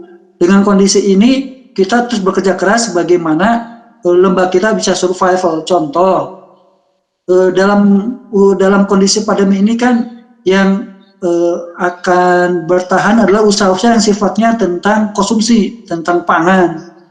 Nah, kita alhamdulillah sekarang ada toko online Darut Tauhid, yang memang toko online ini tadinya nggak ada tentang pangan ini. Karena untuk menghidupi maka kita muncul namanya toko online Darut Tauhid. Untuk apa? Untuk memasarkan produk-produk pangan kepada jemaah. Karena bagi kami yang Darut Tauhid ini punya database. Database inilah kunci atau misalnya intangible, jadi aset yang tidak terlihat gitu, tapi ini aset yang memang betul-betul sangat luar biasa yang harus dioptimalkan. Kita punya database, makanya tadi kita punya data jemaah haji, umroh ya, data alumni pengajian yang memang dia butuh kebutuhan pangan, maka kita bikin namanya toko online dan tauhid. Kedua, misalnya yang sifatnya sekarang pesantren kilat atau pelatihan sekarang udah online, ya. Kita beli perangkat yang baik untuk agar pelatihan online bisa dilakukan. Contoh AA sekarang, AA itu sekarang lebih padat acaranya untuk memberikan tausiah atau materi-materi pelatihan kepada beberapa pihak lewat online DT. Bahkan waktunya sangat aktivitasnya sangat sibuk. Boleh memakai dana, kata Bu Iva tadi, boleh secara fikih, boleh sebenarnya apabila nanti tidak bisa membiayai operasional, karena pesantren ini kan bergerak dalam bidang dakwah ya. Dalam fikih boleh pakai infak, sedekah, bahkan pakai zakat boleh. Ada aturannya, program-program pakai zakat boleh, itu untuk menjaga keberlangsungan boleh. Fikih. Cuma Darut Tauhid karena memang ini lembaga publik, akuntabilitas harus dijaga karena dilihat oleh syariah untuk menghindari fitnah. Tetap ini porsinya mungkin ada tapi sedikit. Kita lebih mengutamakan bagaimana database jemaah ini dioptimalkan sehingga kita bikin namanya produk online DT bidang pangan. Terus pelatihan masih online, pesantren kilat masih jalan, Ramadan masih jalan gitu. Memang masih terdampak, tapi ini mudah-mudahan lembaga yang adaptif, yang tidak kaku ini, mudah-mudahan kita bisa berlangsung sampai beberapa bulan ke depan. Insya Allah mudah-mudahan itu bisa selesai sehingga kita bisa seperti biasa melakukan aktivitas. Itu mungkin. Ya, baik Ustadz. Untuk itu mungkin untuk Anissa Eka Rahayu, semoga tidak puas, biar bisa digali lagi nanti ilmunya. Ya. Terima kasih. Ya, Oke, terima kasih Bu. Ya, sama-sama. Oke, untuk pertanyaan kedua, katanya Ustadz, bagaimana menyikapi teman-teman yang kita ajak untuk mengelola wakaf, tapi setiap rapat evaluasi selalu yang sering dibicarakan adalah keuntungan. dan gaji bagi pengelola, katanya seperti itu. Padahal baru merintis, keuntungannya juga belum jelas berapa. Dan berujungnya dengan tidak ada hasil yang bermanfaat dalam rapat tersebut. Orang-orang pun hanya memikirkan profit seperti itu, katanya Ustadz. Maka mungkin dari Ustadz Iskandar terlebih dahulu.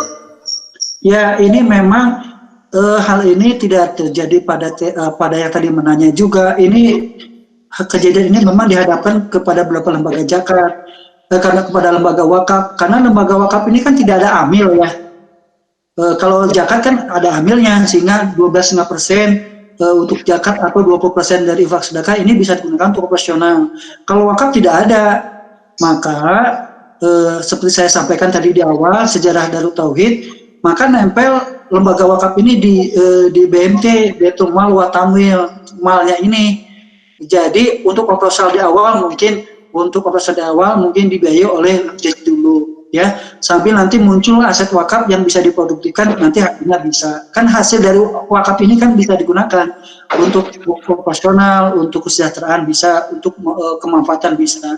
Saya sarankan bagi teman-teman yang akan mendirikan lembaga wakaf, baiknya adalah nempel dulu dengan BISWAP ya, bisa jakan operasional wakaf.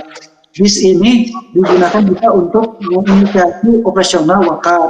Nanti kalau wakaf udah tumbuh dan berkembang dan diinvestasikan atau dioptimalkan dalam bisnis, ada hasilnya, baru ini untuk bisa untuk membiayai operasional. Ya, katanya hanya bicara aja, katanya Ustadz, hanya wacana aja, ketika prakteknya mereka pada lesu, pada lemas, mungkin karena tidak ada biaya operasionalnya, katanya seperti itu. Maka bagaimana caranya untuk mengajak supaya bisa satu pemahaman nih, kita tuh tidak ada dananya, tapi kita harus ada dulu lembaganya ini, gitu Ustadz, katanya. Iya. Ada seseorang. Kebanyakan tadi yang saya sampaikan, bagi yang malas, jadi tujuan wakaf ini bukan untuk memperkaya. Sebenarnya tujuan wakaf anak ini adalah untuk kemanfaatan sebenarnya. Jadi yang 50%, 40% atau 50% untuk kemanfaatan, 50% untuk wakaf baru, hanya untuk 10% aja, hanya untuk untuk biaya operasional aja cukupnya, dan sisanya yang belum banyak ini untuk kemanfaatan. Kalau untuk penyemangat agar dia semangat untuk mendirikan lembaga wakaf, ya bacalah literatur tentang wakaf, bagaimana sejarah pengelolaan wakaf zaman dulu. Nah, bagi orang-orang yang bagaimana kedasatan wakaf ini, bagaimana wakaf ini betul-betul bisa banyak manfaatnya bagi orang. Kalau nanti udah baca-baca literatur tentang wakaf, tentang manfaatnya bagaimana sungguh luar biasa, ini akan muncul giroh atau semangat. Adapun tadi udah muncul semangat, adapun untuk di awal tadi saya berharap ya bikin lembaga JIS dulu, karena amil JIS ini biasa membiayai lembaga wakaf. Ini banyak dilakukan oleh beberapa lembaga wakaf kok, lembaga wakaf yang udah gede juga sekarang, karena memang tidak ada amilnya, dia pakai dana JIS untuk membiayai operasional. Adapun untuk penyemangat ya banyaklah membaca literatur agar betul-betul terinspirasi tentang kemanfaatan. Ternyata tidak mudah ya Ustadz ya untuk mendirikan lembaga wakaf ini. Mungkin dari Bu Iva ada tambahan? Seperti saya tadi sampaikan di awal di slide ya, mulailah dari yang kecil dulu. Kita kan juga sama, nggak ini, tapi mulai terus bertahap, yang kecil dulu ya, lama-lama besar, asal dia jalan aja. Seperti kita kan dulu kan awalnya ya berapa modalnya, cuman kita jalani lama-kelamaan dengan kesungguhan, ya alhamdulillah ada perkembangan yang bagus. Ya, baik, terima kasih Ustadz. Untuk Bu Iva, ada yang mau ditambahkan dari pertanyaan Bapak Sutisno ini? Sebetulnya kalau tadi Ustadz bilang terkait dengan dana untuk nazir ya, di dalam undang-undang sebetulnya ada ya 10% itu untuk haknya nazir. Memang kalau di dalam literatur reviewnya hadis dan Al-Quran tidak dijelaskan gitu ya, seperti amil ada bagiannya gitu ya. Kalau amil kan bagiannya juga bagian porsinya sudah dapat porsi spesial lah ya, itu di dalam Al-Qur'an dijelaskan surat At-Taubah ayat 60. Tapi kalau nazir itu tidak ada. Nah, di dalam undang-undang Pak nomor 41 2004 itu diatur bahwa nazir itu boleh menggunakan atau untuk dana operasional itu hanya 10% ya, 10%. Kalau misalnya asetnya ada sekitar 100 juta ya mungkin digunakanlah 10% dari 100 juta itu untuk mengelola aset lebih produktif. Nah, ya betul ya tadi kalau misalnya kita sudah satu frame, satu tujuan lah mengelola bahwa wakaf itu bukan aset wakaf itu bukan aset manusia gitu ya, tapi justru itu adalah mengelola aset Allah Subhanahu wa taala yang dititipkan kepada nazir gitu. Jadi luar biasa si nazir sebagai pengelola aset-aset wakaf itu ya, aset wakaf. Jadi aset wakaf itu subhanallah aset yang luar biasa, harus dikelola karena ini bukan milik, ada juga beberapa pendapat yang mengatakan bahwa aset wakaf itu aset milik Allah gitu ya, atau aset milik umat gitu. Jadi akuntabilitasnya akan diperhatikan umat, dan yang akan kita pertanggungjawabkan itu bukan hanya kepada umat saja, tapi kepada Allah Subhanahu wa taala. Mungkin itu ya yang saya tambahkan, Bu Ira. Bu Ira, Ya. meluruskan Bu Ira. Mangga. Jadi kita tidak boleh mengambil dari pokok wakafnya. 10% itu diambil dari hasil optimalisasinya. Jadi harta wakaf pokoknya itu tidak boleh diambil, kecuali dalam sosialisasi begini, disampaikan kepada calon muwakif bahwa misalnya wakaf pembangunan masjid misalnya 1 meternya 5 juta. Nah, di sana di brosur disampaikan 5 juta 250 ribunya untuk operasional. Nah, walaupun ini fikihnya masih berdebat tebal, jadi 10% itu dari hasil optimalisasi, dari pokok wakafnya nggak boleh. Jadi 10% itu dalam undang-undang wakaf itu dari hasil optimalisasi wakaf. Pokok wakafnya nggak boleh diambil, kecuali walaupun ini tetap debatable dalam fikihnya ya, kecuali disampaikan bahwa misalnya wakaf masjid 1 meternya 5 juta misalnya, ditambahin 5 juta 250-nya disampaikan operasional.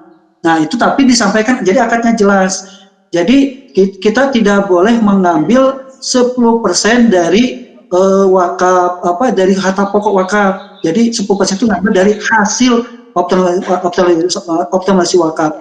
Sehingga yang paling aman adalah kita ngambilnya dari ini aja, dari JIS atau nanti dari dari komunikasinya nanti disampaikan. Oh iya, baik Ustadz. Jadi memang harus berbeda, betul pencatatannya juga ya Ustadz ya, supaya nanti kita laporannya juga jelas gitu. Oke, untuk Bapak Sutisno Darmayu, itu jawaban dari para pemateri. Ini mungkin ada cukup. Ya, insya Allah terima kasih. Ya. Nanti perlu banyak belajar lagi deh. Ya, alhamdulillah. Ya, alhamdulillah, terima kasih Bapak Sutisno atas pertanyaannya. Nanti kalau misalnya masih penasaran bisa diskusi nanti ya Pak ya di grup kami. Boleh. Kemudian pertanyaan selanjutnya dari Dewi Aisyah. Ini luar biasa Ustadz dan Bu Iva, pertanyaannya sangat bagus-bagus karena mereka sangat antusias dengan materi ini. Dari Dewi, mengenai persepsi masyarakat terhadap wakaf, terutama wakaf uang itu berbeda-beda, katanya seperti itu. Ada yang lebih memilih infak atau sodakoh daripada wakaf. Nah, bagaimana? Kan khususnya Ustadz Iskandar ini seorang nazir pula, bagaimana sih cara nazir menarik minat masyarakat kemudian juga Al-Juwaini, ya, kemudian juga Al-Ghazali, Syatibi, ya, ada Abu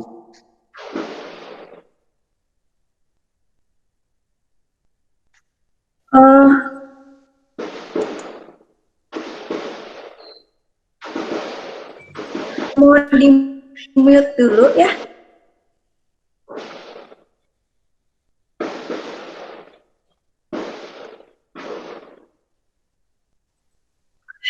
Mangga. untuk Ustadz Iskandar untuk menjawab pertanyaan dari Dewi Hairunisa. Katanya bagaimana sih cara nazir untuk menarik umat atau minat masyarakat untuk berwakaf? Karena orang-orang itu lebih banyak berinfak dan sedekah katanya daripada wakaf. Seperti itu, Ustadz.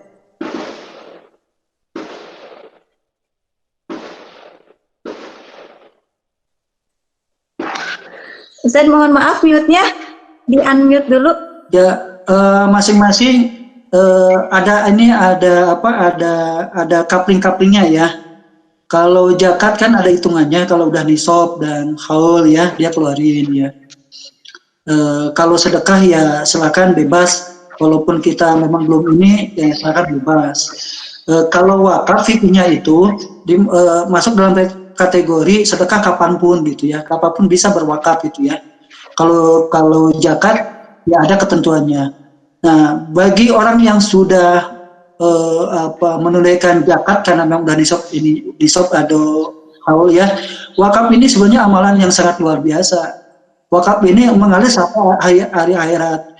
Makanya banyak orang-orang yang zakatnya sudah terpenuhi, dia melebihkan wakafnya. Tidak jarang ada orang jemaah-jemaah di Darut Tauhid ya, dia zakatnya memang udah ada ketentuannya, hitungannya udah nisab dan haul udah dia bayar, tapi ketika dia berwakaf melebihi dari zakatnya, karena dia tahu bahwa keutamaan wakaf ini sangat luar biasa sampai hari akhirat. Selama aset yang diwakafkan ini betul-betul jadi amal soleh, itu pahalanya ngalir terus tidak henti sampai hari akhirat. Makanya zaman dulu kalau kita pergi ke KUA ya, banyak tuh aset wakaf, karena zaman dulu orang tua zaman dulu paham tentang bagaimana faedah wakaf ini. Apalagi wakafnya menjadi makmur itu sampai terus mengalir. Setiap ada orang yang melakukan amal soleh di wakaf itu ngalir. Contohnya ada orang yang berwakaf tanah masjid misalnya atau dengan bangunannya. Setiap orang yang melakukan sholat di sana, di mana di masjid itu terus ngalir aja pahalanya. Makanya bagi pencinta wakaf itu sangat, kenapa di DT ini ketika kita buka wakaf masjid melebihi wakafnya, masjidnya belum selesai, uang anggaran wakafnya sudah terpenuhi dan bahkan lebih, karena tahu di DT itu masjid yang makmur, penuh gitu ya, karena dia tahu bahwa setiap orang yang sujud di sana pahalanya ngalir, setiap orang yang ngaji di sana pahalanya ngalir terus gitu ya.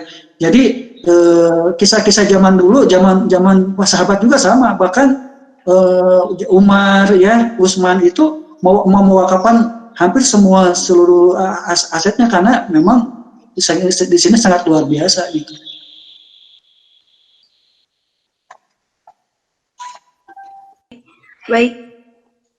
Baik Ustadz, berarti kita harus memberikan literasi terlebih dahulu ya Ustadz ya kepada masyarakat bagaimana manfaat dan pentingnya berwakaf itu, sehingga masyarakat itu akan tertarik untuk berwakaf, seperti itu ya Ustadz ya?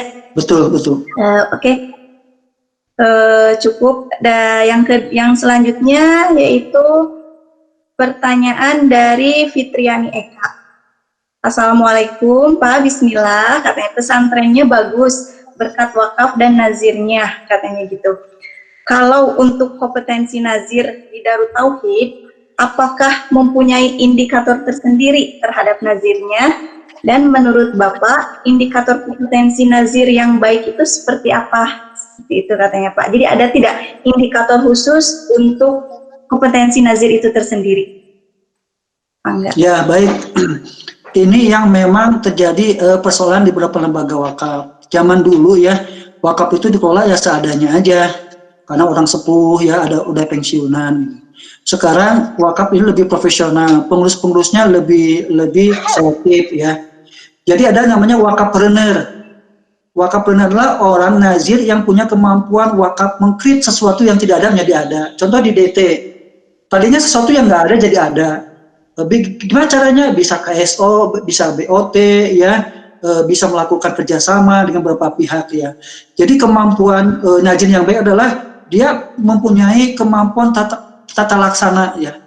Di dalam WCP atau wakaf core principle ya, di sana diatur sih wakaf itu harus syarat nazir itu, nanti Bu Iva akan menyampaikan menurut undang-undang ya. Yang pahami adalah pertama amanah ya.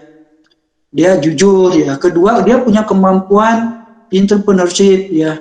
Karena kemampuan entrepreneurship itu perlu diperlukan oleh lembaga wakaf yang tadi bagaimana mengcreate sesuatu yang tadinya nggak ada jadi ada ya. Untuk membuat suatu perkantoran nanti di wakaf itu harus mempunyai kemampuan entrepreneurship ya. Terus BOT ya, Build in Transfer, KS itu punya kemampuan entrepreneurship. Ketiga adalah punya kemampuan fund manager ya. Jadi karena contoh wakaf uang ya, wakaf uang itu bagaimana wakaf uang ini ada wakaf melalui uang, ada wakaf uang. Wakaf melalui uang itu ya dia berwakaf nanti untuk bangun masjid. Tapi kalau wakaf uang itu adalah wakaf tunai. Nah, uang ini mau diinvestasikan di mana? Ya, DT kan kemarin menginvestasikan di pabrik garmen dari hasil wakaf tunainya. Kedua, dia investasikan di rumah makan Ampera ya. Ketiga, dia mewakafkan menginvestasikan di sektor-sektor pertanian gitu ya. Jadi nazir itu harus tadi yang punya amanah, punya kemampuan entrepreneurship, dia punya kemampuan pengelolaan keuangan yang baik ya, terus dia menguasai manajemen risiko ya. Di dalam aturan WCP yang dilakukan oleh Bank Indonesia diatur tuh. Nanti mungkin Bu Iva menyampaikan di dalam undang-undangnya ada juga persyaratan wakaf-wakaf. Jadi nanti levelnya dibagi 3 nanti. Jadi sempat di BWI di Bank Indonesia pernah mengklarifikasikan nazir itu menjadi 3. Satu yang hanya pandai menerima ya, mengelola aja gitu ya. Kedua, level yang dia selain mengelola mengembangkan ya. Dan ketiga, level dia selain mengelola mengembangkan dan menginvestasikan gitu ya. Nah, level-level nazir yang punya kemampuan level 3 ini jarang sih. Kebanyakan hanya dia nerima, mengelola seadanya gitu ya. Dan level kedua mengelola dan mengembangkan, ini level kedua, ini juga jarang. Dan yang paling jarang adalah hanya punya kemampuan mengelola, mengembangkan, dan menginvestasikan untuk pertumbuhan wakaf-wakaf berikutnya. Itu mungkin.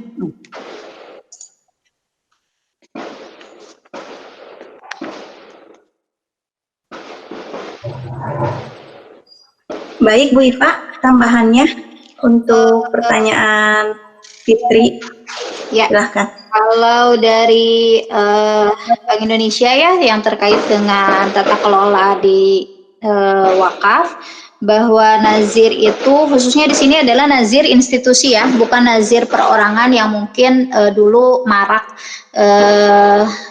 dilakukan oleh banyak orang ya. Jadi dulu kalau misalnya mau wakaf masjid pasti datangnya bukan ke lembaga tapi ke perorangan yang misalnya dipercaya dan bahkan jadi DKM-nya gitu ya. Nah itu dan ada jeleknya juga gitu, bahkan misalnya jadi turun temurun lah sih, karena ke orang misalnya yang jadi DKM itu ya dia terus nanti turun lagi.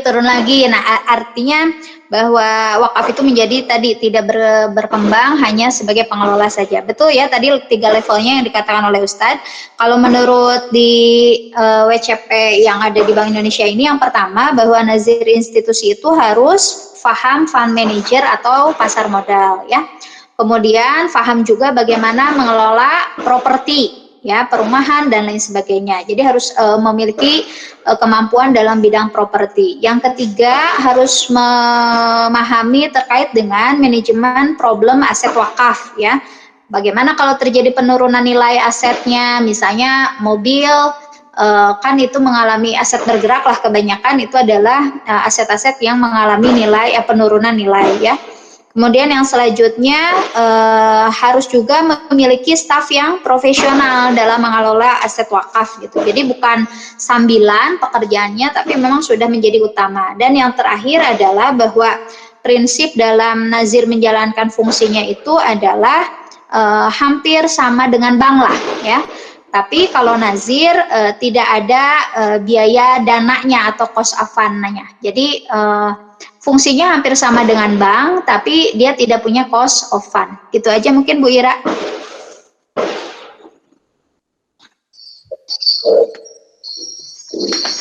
Oke, baik, terima kasih Bu Isa dan Ustaz.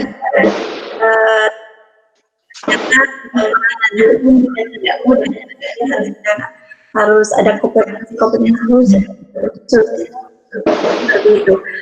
Kemudian ini ada pertanyaan lagi, Ustaz, mohon maaf nih Pak, banyak sekali pertanyaan, jadi saya juga hanya membatasi beberapa pertanyaan saja, karena mereka sangat antusias sekali dengan seminar ini. Yang selanjutnya yaitu Ibu Dewi Himaya.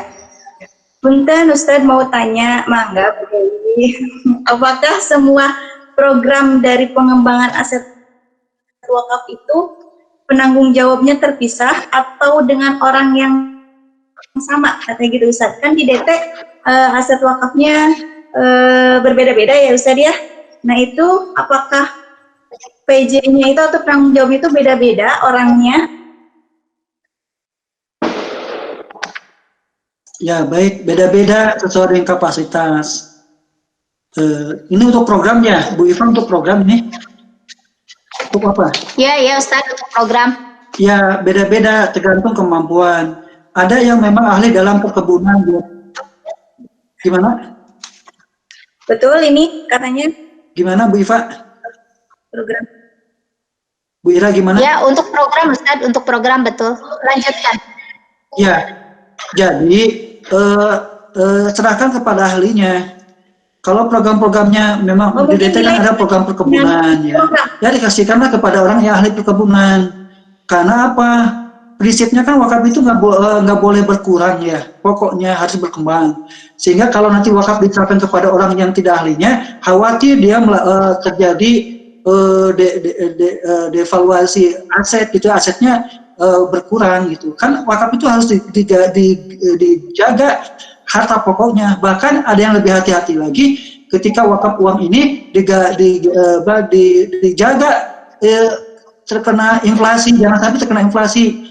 Kan nilai uang itu kan akan berkurang nanti. Bahkan ada beberapa lembaga wakaf yang mengalokasikan cadangan inflasi agar harta pokok uang dalam bentuk uang ini tidak terkena inflasi. Jadi beda-beda. Ada yang jago memang perkebunan, dia pegang perkebunan. Ada yang memang di garmen, dia ahli di garmen, dia kelola dengan baik ya supaya uang pokok itu tidak hilang, bahkan bisa menghasilkan. Ada memang di bidang di properti ya, dia yang memang jago properti ya, yang mana betul-betul pokok intinya jangan sampai harta wakaf itu berkurang, hilang, tapi harus bertambah, serahkan pada ahlinya. Jadi masing-masing ada bagian-bagiannya, ada ahli keuangan, ada orang yang fund manager tadi. Jadi dia betul-betul menganalisa wakaf uang itu mau disimpan, diinvestasikan di mana, dia harus jago gitu ya. Jangan, intinya kesemuanya itu adalah jangan sampai harta wakaf itu hilang, berkurang sampai alhamdulillah sampai hilang, tapi tetap harus terjaga pokoknya, bahkan berkembang. Gitu.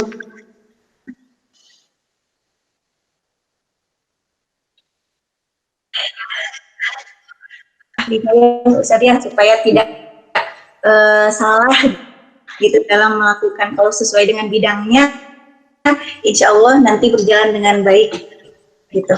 Kemudian ada 2 lagi pertanyaan Ustaz dan Bu Iva, yang dari Bapak Yul Maulini, izin bertanya Pak Ustadz, bagaimana solusinya jika sebuah pesantren yang sudah banyak anak-anaknya, di mana anak-anak ini semua tidak mampu, pengurus yang ada hanya sebagai tenaga pengajar, sehingga untuk mengelola dana wakaf tidak memiliki SDM.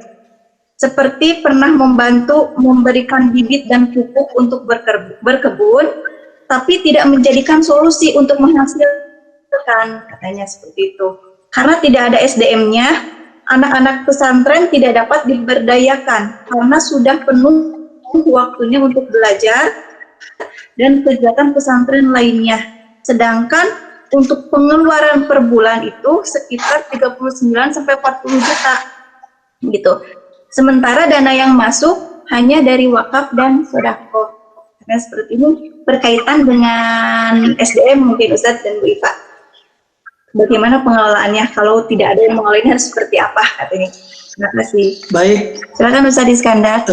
Ini memang hal ini banyak terjadi di beberapa pesantren. Jadi wakaf-wakafnya kurang berkembang. Dia hanya nerima, mengelola, tapi betul-betul terbengkalai. Hanya mengadakan infak sedekah yang bahkan mohon maaf, naudzubillah, jangan sampai bahkan tidak sedikit ada yang wakafnya kemakan gitu ya. Nah, karena tidak ada manajemen yang baik, pencatatannya kurang baik, akuntabilitasnya kurang bagus gitu ya. Nah, bagi yang pesantren yang dititipi aset wakaf dan wakaf ini bagus ya potensinya. Nah, pertama bisa jadi dari pesantrennya bisa jadi disekolahkan atau studi banding ke lembaga-lembaga wakaf yang memang pengelolaannya udah baik gitu, supaya dia dapat info juga. Atau keduanya adalah pendampingan setelah belajar, studi banding, kemudian minta didampingi mengelola itu sampai dia berkembang. Kalau memang waktunya tidak terbatas, bisa jadi aset wakaf ini dikerjasamakan dengan pihak-pihak yang tadi disampaikan dengan orang yang profesional. Contoh, misalnya ada pesantren yang memang diamanai aset yang strategis, tapi bingung cara mengelolanya gitu ya. Nah, sedangkan di lain pihak ada biaya yang harus dikeluarkan untuk membiayai operasional. Bisa jadi wakaf ini, aset wakaf ini dikerjasamakan dengan orang-orang profesional. Tadi dengan cara KSO atau BOT. Misalnya ini aset wakaf silakan orang profesional, coba kelola dengan baik. Legalitasnya diatur tuh di notaris di semua, jangan sampai nanti asetnya hilang sama orang yang tidak bertanggung jawab. Nanti dibawa ke notaris, tolong dikelola oleh orang profesional ya. Pokoknya silakan kelola, bangun silakan. Nanti hasilnya dikasihkan ke pesantren. Jadi banyak cara agar aset wakaf ini bisa dengan baik, tadi dengan cara belajar, studi banding, atau melakukan pendampingan, atau kedua dikerjasamakan dengan pihak-pihak profesional, tapi diikat dengan aturan notaris, jangan sampai hilang aset wakafnya, karena banyak juga yang hilang. Nah, nanti orang profesional itu mengelola dengan baik ya, dan hasilnya nanti digunakan untuk membiayai operasional pesantren. Itu untuk Bu Ira.